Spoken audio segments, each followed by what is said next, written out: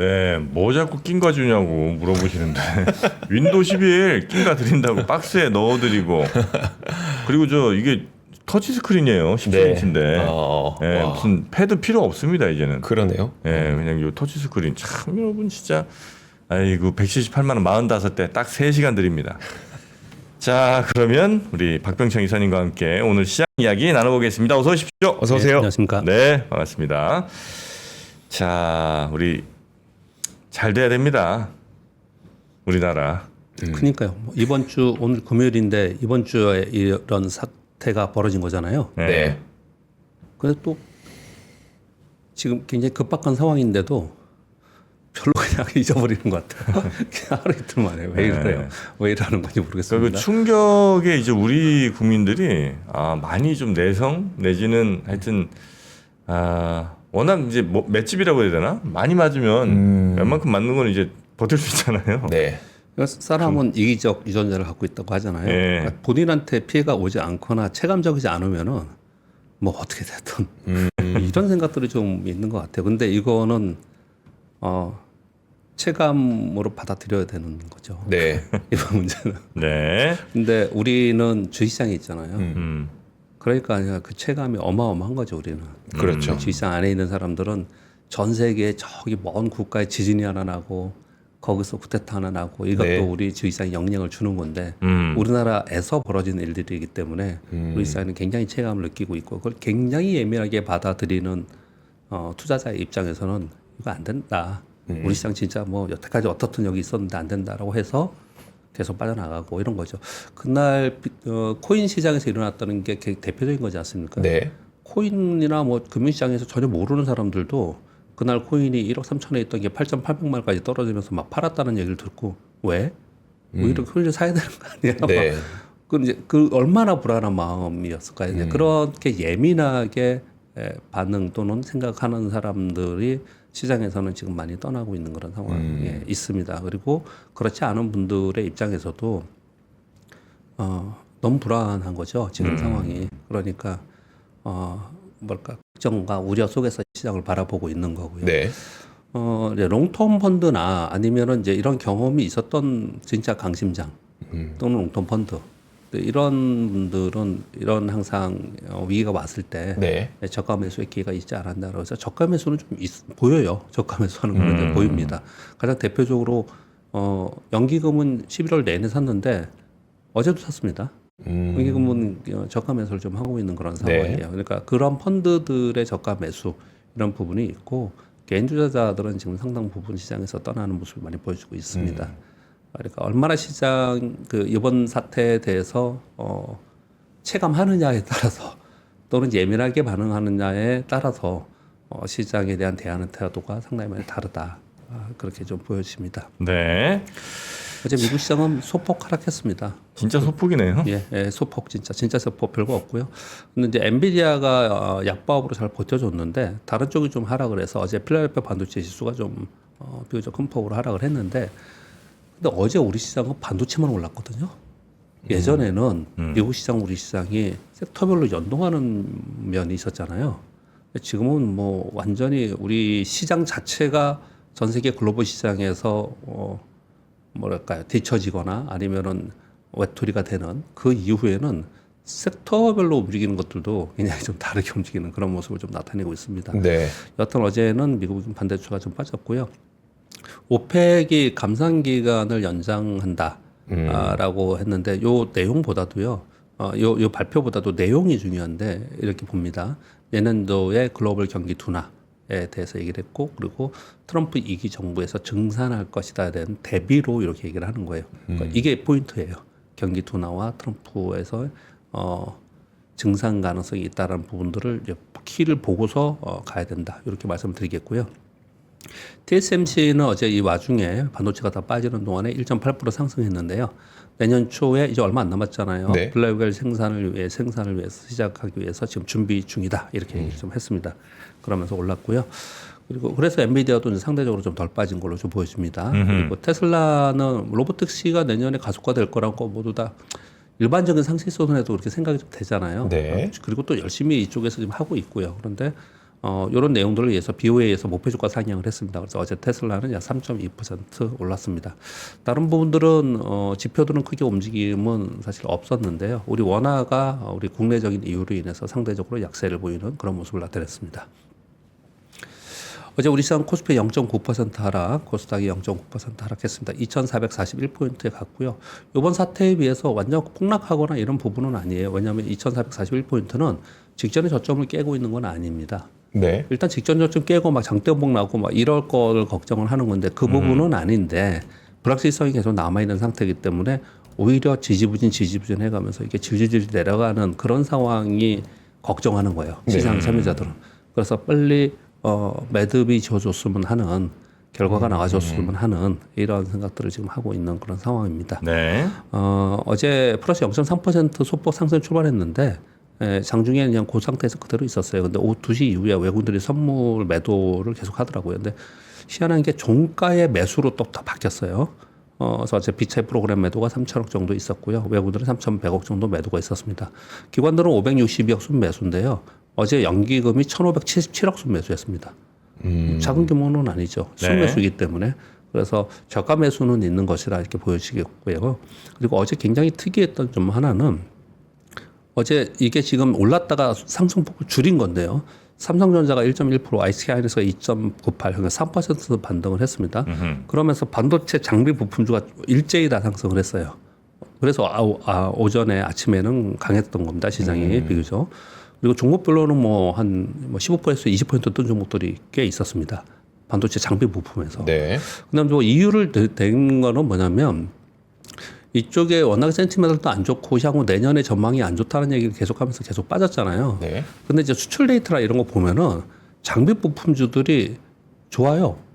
실적이 빠지면서 주가가 빠진 게 아니에요. 네. 네, 그러면서 그런 얘기들을 하면서 이제 반등을 좀 하긴 했는데, 전체적으로 반도체 섹터를 보시는 분들은 그게 아니다.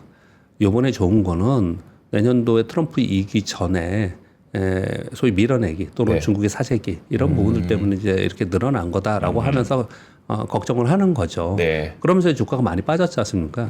근데 데이터 자체는 좋게 나와요. 그러니까 반도체 종목들 장비 부품들 중에서 뭐 1분기보다 2분기가 좋았고 2분기보다 3분기가 좋았고 이번 4분기도 좋을 거다. 이런데 주가는 그냥 계속 빠진 애들이 있거든요. 그런 종목들 일부 종목들에서 반등을 했고 그리고 그중에 핵심 종목들은 이제 급등을 했습니다.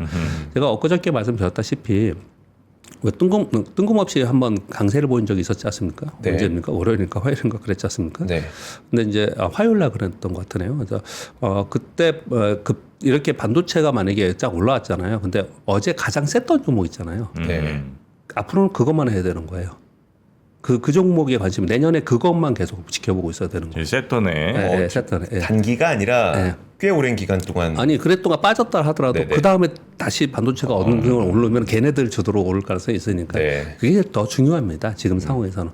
어제도 저도 뭐 트레이딩 룸이 한쪽에 있는데 거기서 반도체 이렇게 오르는데 이거 따라가도 될까? 이거 어떻게 해야 돼? 그러니까 단기 트레이더는 무조건 따라가야 해서 일단 따라가고 나중에 말더라도 따라가야 된다. 뭐 이런 적도 있고 대부분의 정서에서는 따라가기 쉽지 않은 그런 네. 상황인 거죠. 네, 그런 어제의 반도체 섹터의 움직임이 좀 있었습니다. 네, 전반적으로는 뭐 좋지 않은 상황은 계속 이어지고 있고요. 지수는 계속 떨어지고 있는 그런 상황입니다. 오늘 미국은 고용 보고서가 나오고요. 제가 오늘 차트는 안 가져왔는데 네. 11월 5일 날 트럼프 대통령 당선이 확정됐잖아요. 네. 그리고 나서 어제까지 보니까 어제 하락을 했잖아요. 그거 포함해서 22거래일 동안 그러니까 한 달이 좀 넘은 거잖아요. 거래일이니까 이거는 5일 동안 하락했더라고요. S&P 500 기준으로. 단 5일 하락했어요. 특히나 당선된 된 주에 급등을 했잖아요. 네. 그 다음 주에 좀 조정을 보였잖아요. 이제 그리고 나서 11월 18일 이후에는 13거래일 동안 이틀 하락했어요. 어제 포함해서요. 어제 포함해서. 그러니까 어제 빼고는 하루 하락한 거예요. 하루. 네, 네. 그러니까 얼마나 견조하고 강하게 미국 시장이 움직였나를 볼 수가 있지 않습니까? 네. 그래서 요즘에 거래를 잘 보면요.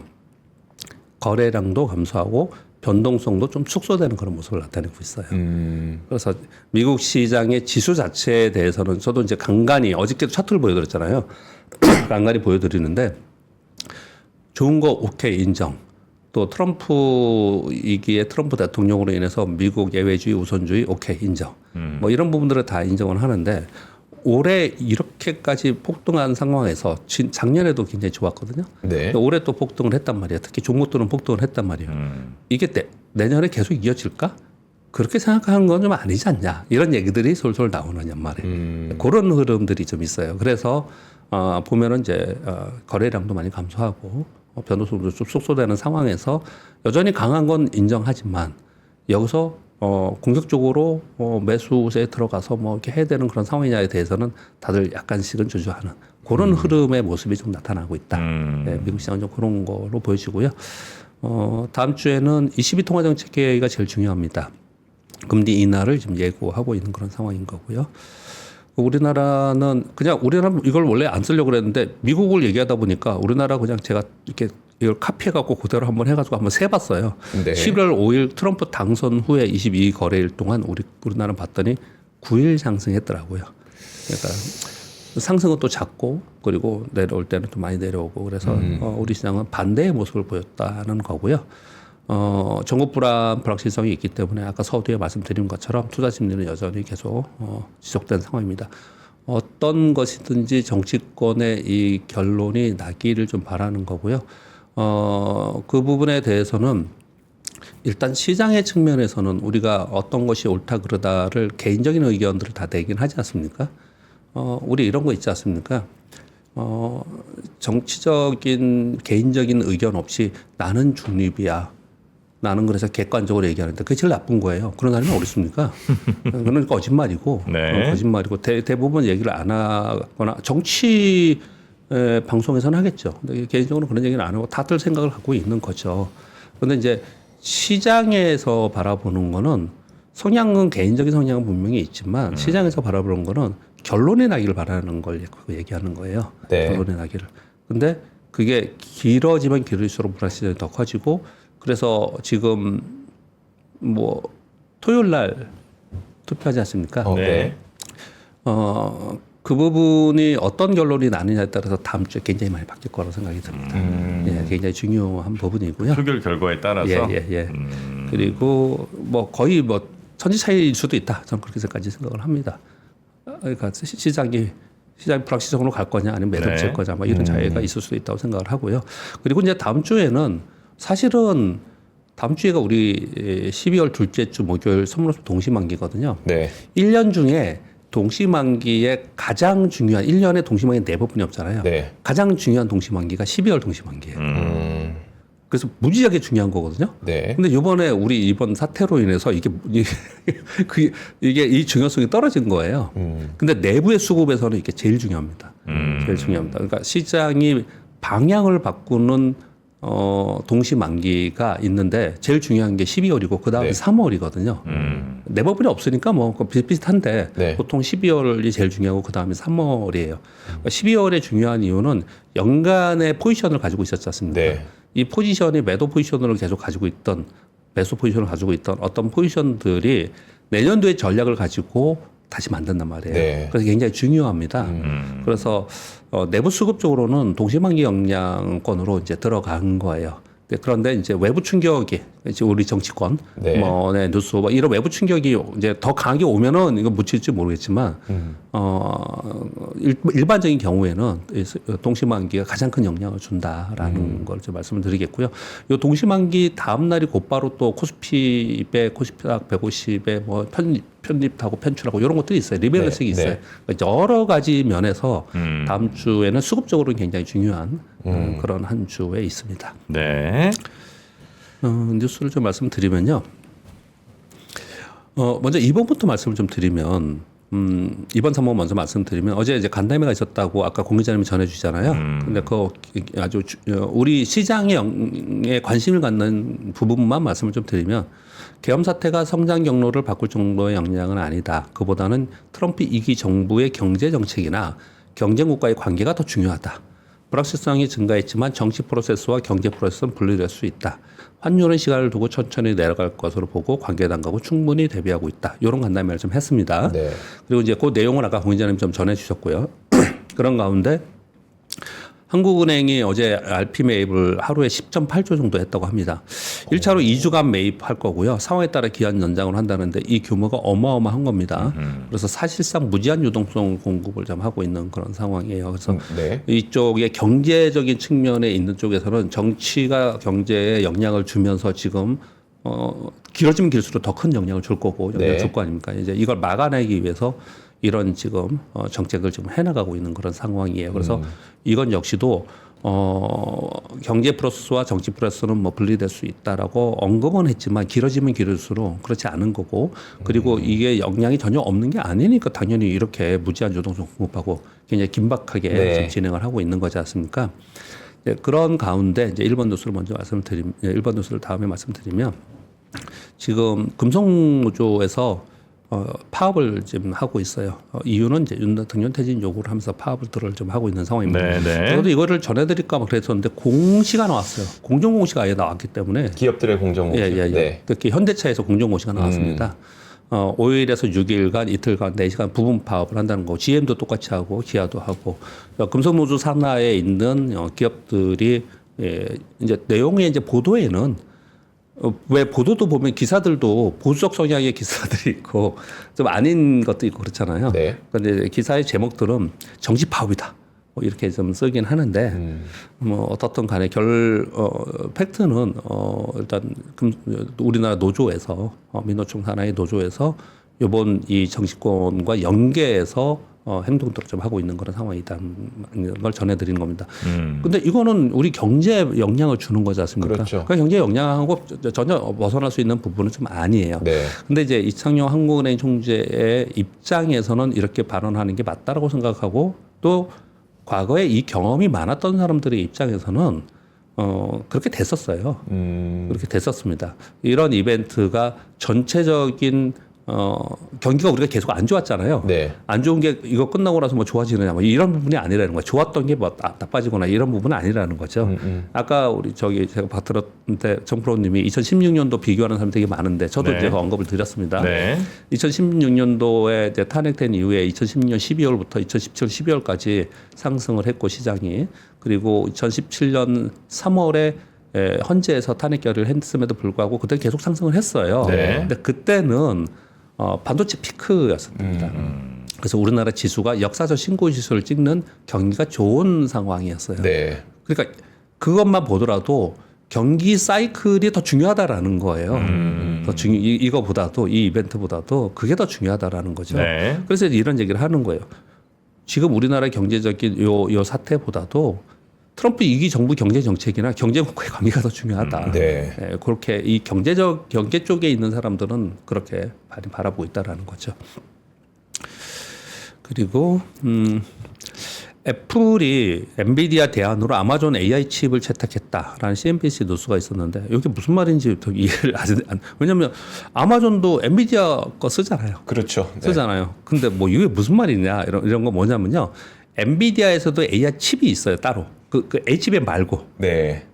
그러니까 그 추론하는 칩이 있지 않습니까? 엔비디아 GPU 칩이 있잖아요. 네. 그거 말고 엔비디아의 블랙웰 HBM을 가지고 추론의 AI 훈련을 하는 시스템을 만드는데 그걸 엔비디아 걸 안 쓰고 다른 거 쓰다. 이렇게 이거 구분을 해야 됩니다. 그 얘기를 하는 거예요.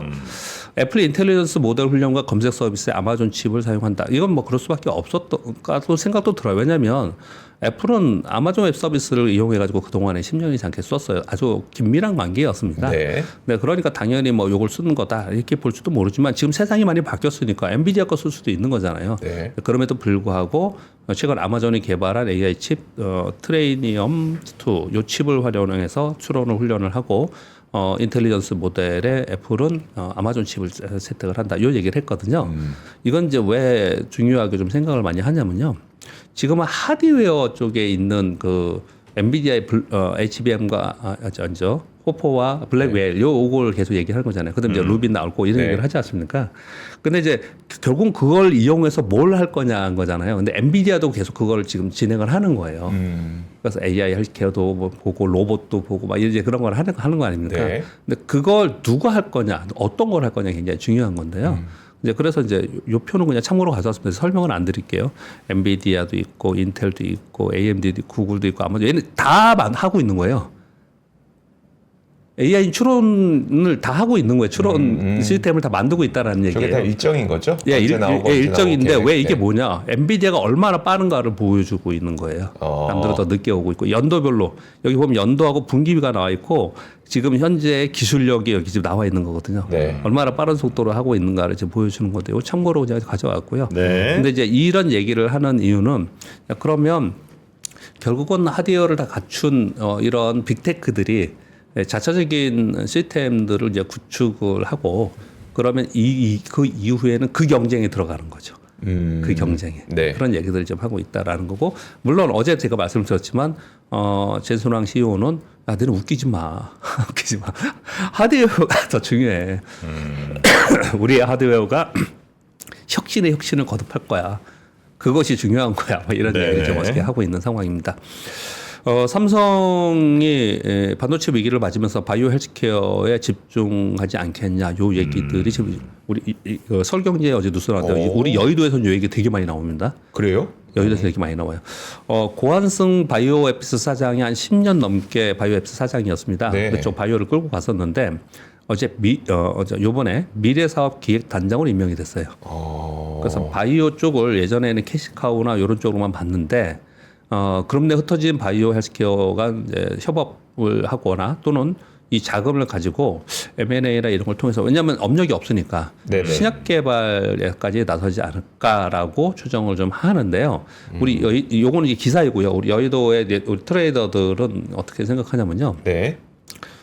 삼성이 반도체를 빨리 따라잡지 못하고 그쪽을 이제 쫓아가는 동안 아마도 내년에는 바이오를 선도하지 않을까라는 얘기를 되게 많이 해요. 가장 최선단을 앞세우지 않을까요? 예, 네. 그런 얘기들을 하면서 관심을 좀 많이 가지고 있어요.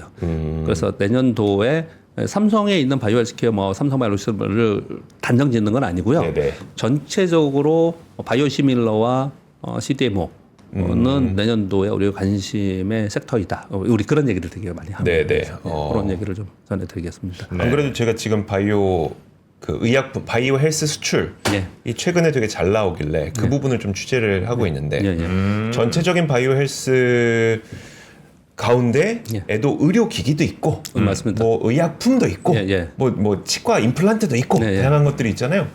근데 제일 빠르게 그 수출이 늘어나는 쪽을 보니까 의약품이더라고요. 예, 예. 근데 그 의약품이라고 하는 곳에는 완제 의약품과 네. 원료 의약품이 다 들어가 있어요. 네, 네. 근데 완제 의약품은 우리가 진짜 이런 약 바이오 시밀러. 시밀러, 예. 근데 원료 의약품은 CDMO. 네. 그럼 이게 대부분 좀 빠르게 수출이 늘어나고 있구나까지 제가 지금 취재를 하고 있는 상태거든요. 그래서 네. 또 내년에 또 기회이지 않습니까? 지금 우리는 기왕 이제 이렇게 됐어요. 투자자들은 대부분 지금 어떻게 생각하냐면요. 저도 그렇게 시황에 대해서 계속 말씀을 드리지만 네. 우리 시장이 다이내믹하게 막 저점을 찍고 이제 대세 상승으로 가는 거에 대해서 우리는 그렇게 얘기하는 사람 한 명도 없어요. 지금 한 명도 없습니다. 간혹 뭐 어떤 유튜브들 보면은 내년도에 삼성전자가 신고가를 찍을 거다 이렇게 얘기하는 사람도 있고 네. 시장 갈 거다 이런 얘기하는 사람들도 있긴 한데 대부분 그냥 일반적으로는 그렇게까지 생각하지 않습니다. 그런데 개별 주식들을 보면은 네. 온갖 악재들을 다 선반영하면서 특히 뭐 신재생도 그렇고 뭐 네. 온갖 악재들 선반영하면서 주가가 뭐 3분의 1 토막, 4분의 1 토막, 5분의 1 토막 나는 것들이 굉장히 많이 있지 않습니까? 근데 거기에서 어떤 것들이 먼저 주식은 선반영하는 거기 때문에 네. 내년도에 안 좋은 거를 반영을 대부분 했을 거예요. 그러면 내년 하반기 이후에 내후년에 좋을 거는 내년 움직입니다. 내년에 안 좋아도 네. 안 좋아도 내년에 매수가 들어오거든요. 이제 그런 게 뭘까라는 거를 찾는 노력을 이미 시작이 됐고요. 그리고 물론 정치권의 사태도 시간이 지나면 해결이 될 거 아닙니까? 네. 그런데 그걸 찾으려고 하는 이제 준비가 좀 이제 다들 생각을 하고 있는 거고요. 지금 그걸 찾아야지만 그동안에 고생해서 손실 나고 그렇게 했지 않습니까? 네. 근데 워낙에 많이 빠져 있는 상태에서 제가 왜 최근에 JYP 이런 게 뭐 단기간 한 달 만에 50% 이상 올라오고 막 이러잖아요. 최근에 보면은 네이버도 올라왔고 최근에 카카오도 많이 올라오고 많이 이렇게 지금 진행이 되고 있는 거라서 네. 그런 게 어떤 거지를 찾아서 그런 거 한두 번을 맞히면은 마이너스가 꽤 낮다 하더라도 다 플러스로 전환될 가능성이 있는 거거든요. 그걸 하는 게 지금 우리 투자자들은 한국 시장이 했던 사람들은 가장 중요한 거예요. 네, 그래서 그런 게 어떤가를 찾고 그런 걸 제일 얘기 많이 해요. 우리 이제 직원들에서 얘기 많이 하거든요. 근데 그런 것 중에 하나에서 지금 이제 요 얘기를 좀 하고 있다. 이렇게 말씀을 좀 드리는 거고요. 네. 그리고 지금 삼성전자와 SK하이닉스가 조직 개편했지 않습니까? 그거 그냥 그 가장 중요한 키워드만 말씀을 좀 드리면요. 뉘앙스가 상당히 다릅니다. 삼성전자는 차세대 공정 개발실을 해체했다고 합니다. 그리고 HBM 개발팀으로 배치했다고 하고요. 파운드리 기술 개발실도 해체했답니다. 그리고 파운드리 공정 설계 및 수율팀으로 재배치했다고 합니다. 네. 이 얘기는 뭐냐면 선행 기술, 그러니까 미래 기술. 이거 근데 우리 1년 동안 얘기한 거예요. 저도 역시 계속 얘기해요. 당장 이거 쫓아가야지.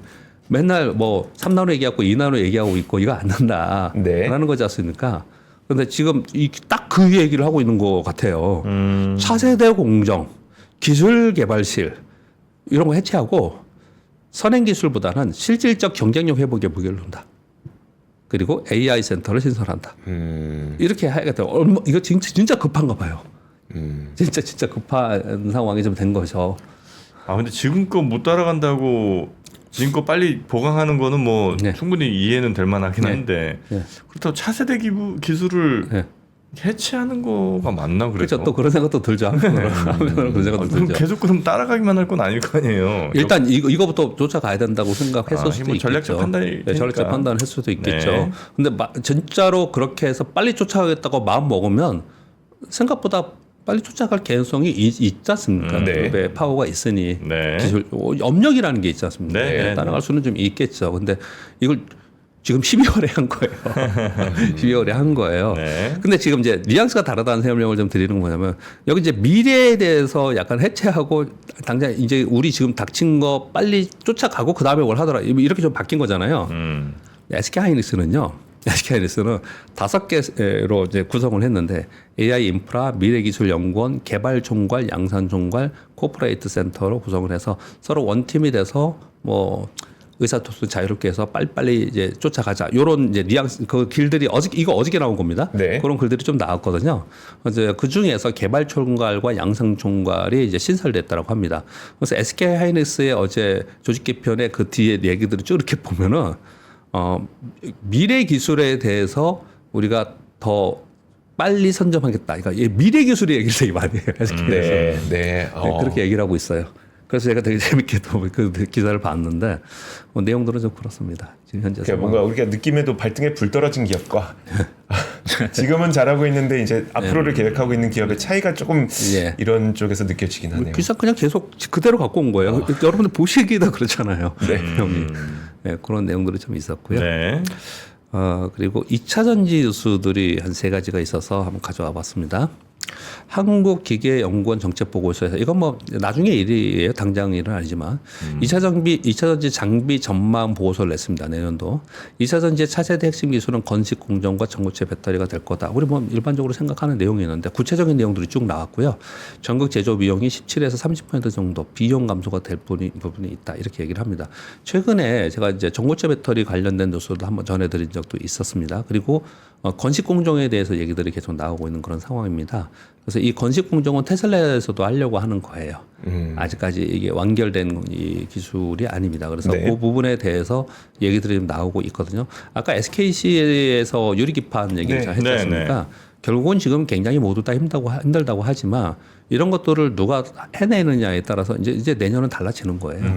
내년에 그 기업은 좀 달라지는 거기 때문에 그런 것들의 키워드를 가지고 우리 기업을 좀 보자라는 말씀을 좀 드리겠고요. 그리고 9번 뉴스도 몇 차례 전에 드린 것 같아요. 비슷비슷하게. 근데 지금 이제 연말 돼서 올해 전체, 거의 올해 전체 10월까지니까 전체를 또 정리하면서 다시 한번 나온 거예요. 전기차 캐즘이라 그러지 않습니까? 네. 그래서 글로벌리 전기차용 배터리가 또는 전기차 수요나 전기차용 배터리 사용량이 줄어들 것 같죠? 아니에요. 줄어든 게 아니에요. 사용량이 늘었습니다. 얼마나 늘었냐? 1월부터 10월까지 봤더니 전기차 탑재 총 배터리 사용량이 전년비 25% 증가했다고 합니다. 그러니까 지금 우리가 트럼프 2기가 돼서 뭐 보조금 안 주고 뭐 이래가지고 그러면 이제 캐즘이 더 길어지고 뭐 이게 그러니까 역성장할 거라는 생각을 되게 많이 하잖아요. 네. 근데 그렇지 않았, 요번 이 캐즘 구간에도 그렇지 않았다라는 거예요. 이제 그래서 이제 그러면서 이 보도들은 이제 뭘 걱정을 하는 거냐면 국내 배터리 3사 사용량도 증가했습니다. 결국은 이제 증가는 했어요. 그런데 점유율을 봤더니 이 배터리 우리 국내 3사에 합쳐서 봤더니 전체 글로벌리 점유율이 3.5% 하락했다는 거예요. 왜 그러냐고 봤더니 CATL이 28% 성장해서 점유율 36.8%, BYD는 31% 성장해서 점유율 16.8%, 우리는 3사가 합쳐서 20.2%. 그래서 우리가 줄고 있다라는 거예요. 3사 합쳐서 20%면. 예. 그러니까 이제 근데 이건 이유가 있죠. 네네. 중국 거의 독주고 그렇죠. 중국 위주로 성장을 제일 빨리 했고 만약에 유럽이나 미국의 성장률이 훨씬 더 컸으면 우리가 그렇지는 네네. 않았겠죠. 그 부분이 좀 있는데 그래서 이제 우리나라의 배터리 부분도 이제 걱정을 하면서 여기서 우리가 캐즘이라고 뒤로 물러서면 안 된다.